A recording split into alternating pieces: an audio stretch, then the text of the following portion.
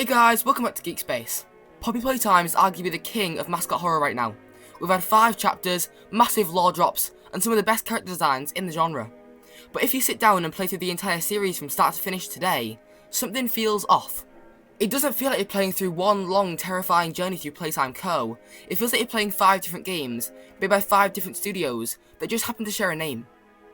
Today, we need to talk about why Poppy Playtime has a massive inconsistency problem, and how Mob Entertainment can actually fix it. It's not too late. So without further ado, let's get right into it. Let's start with the most immersion-breaking part of the entire series, the launcher. Most episodic games like Bendy and the Ink Machine have a unified hub, where you beat a chapter, you see a cool title card, and you roll right into the next one. But in Poppy Playtime, you hit the credits, you get kicked to the desktop, and you have to launch a completely different exe file. This isn't just a minor annoyance, it's a technical wall. Because each chapter is its own separate game file, the physics, lighting, and even the way a grab pack feels can change instantly. It's like watching a movie where the actors change outfits and the camera lens shifts every 20 minutes. It reminds you that you're playing a product, not experiencing a story. And it locks you out of the immersion that you want to feel. Even the pause menu can't decide what it wants to be. Chapter 1 is minimalist, Chapter 2 is playful like a toy factory, Chapter 3 and 5 look like a VHS tape, and Chapter 4 looks modern and sleek. They need to decide on a style and stick with it. Then there's the world building. In Chapter 4 and 5 we're introduced to heavy hitters like Doey and Yarnaby and Lily Lovebraids. These characters are terrifying and the lore is top tier. But where were they in 2021? When we walked through the lobby in Chapter 1 or the game station in Chapter 2, there was no sign of them at all. No posters, no plushies, no nothing. It makes those new characters feel shoved in to sell merch or fill a gap, rather than being part of the factory's history since day one.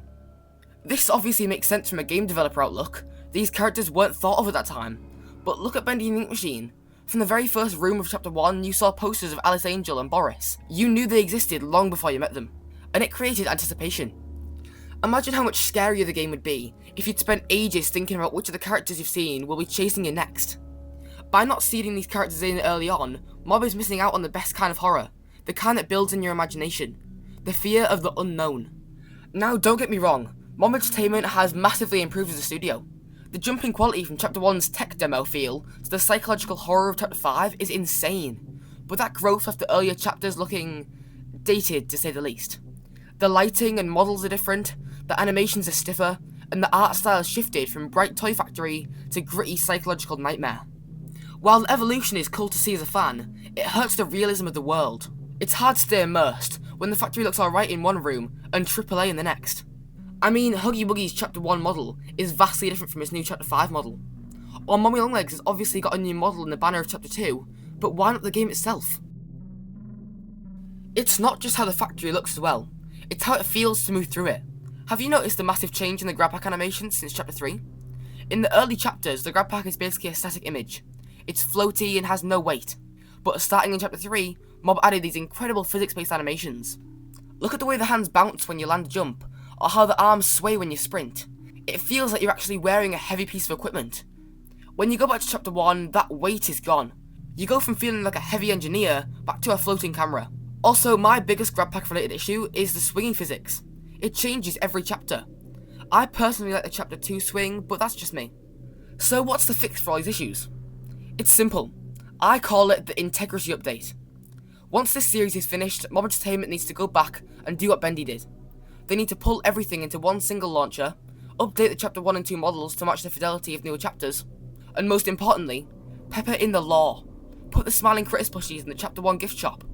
Put a Lily Lovebraids poster in Chapter 2. If they can unify all the visuals and the marketing, they can turn a series of viral hits into a cohesive, timeless horror masterpiece. They've built the foundation, now they just need to bring it all together, tie it with a bow, put the cherry on the cake, you get the gist. This update could even do more if Mob really want to be fancy. They could improve the environments by adding new rooms, and maybe even new objectives. The sky is the limit with this. Chapter 1 currently stands around 15 to 20 minutes. Now they have the budget, they could raise that to an hour maybe. During the make a friend section, you just kinda stand there and wait. What if it powered down halfway through, and we had to restart it with a challenging puzzle? If you think this is too much to ask of a studio, look at Dark Deception. Glowstick Entertainment is literally doing this right now with Enhanced Plus. They aren't just patching the game, they're revamping the first 4 chapters into a unified, high-fidelity experience to prepare for the final stretch. They're redoing all the models, all the environments, and even the voice lines to ensure the quality is consistent from start to finish.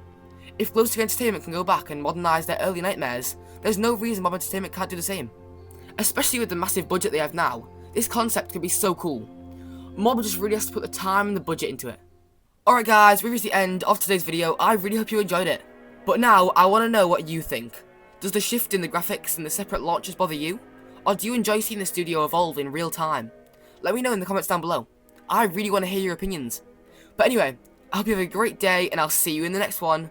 Goodbye!